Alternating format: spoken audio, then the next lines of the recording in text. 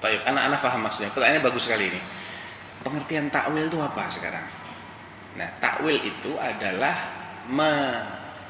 mengalihkan pengertian dari kata-kata yang itu zahir kepada yang tidak zahir. Yang zahir dan yang tidak zahir itu bukan tekstual atau enggak tekstual, bukan. Contohnya begini. Wa idza sa'alaka ibadi anni fa inni qarib. Apakah dekatnya Allah di sini dekat zatnya?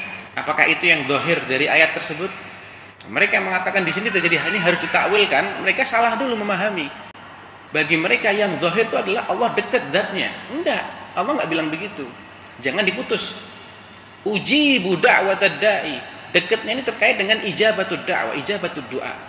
Dekat karena Allah senantiasa mendengar dimanapun hambanya ada, Allah dengar kalau dia berdoa. Dekat karena pengawasannya selalu hadir. Adapun zatnya Ar-Rahmanu 'alal 'arsy istawa. Wa fil 'ulu. Jauh dari kita terpisah, bukan berada di bumi, tidak.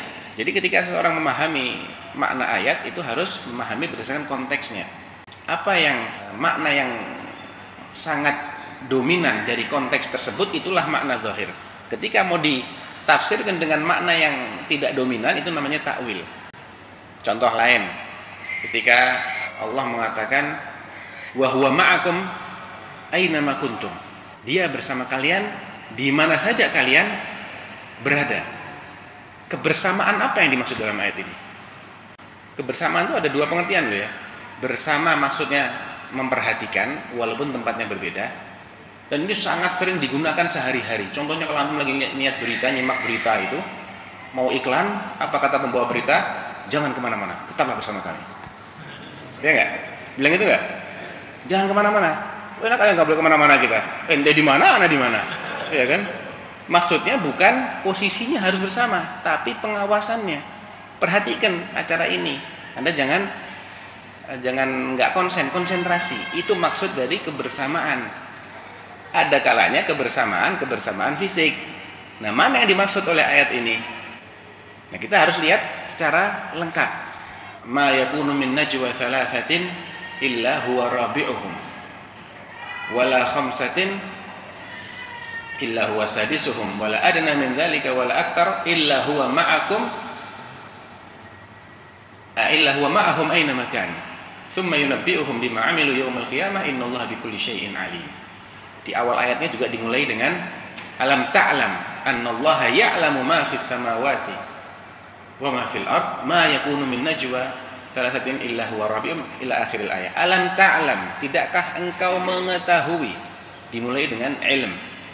Kemudian tengah-tengahnya ada illa huwa ma'ahum aina makanu, ditutup dengan innallaha bikulli syai'in alim. Dimulai dengan ilmu, ditutup dengan ilmu. Berarti jelas ma'iyah di sini adalah ma'iyatul ilm. Kebersamaan dari segi ilmu bukan dari segi zat. Itu enggak ada takwil di sini. Yaitu bukan menakwilkan. Menakwilkan itu ketika mengatakan misalnya qala ya adamu ma mana'aka an tasjuda lima khalaqtu biyadayya.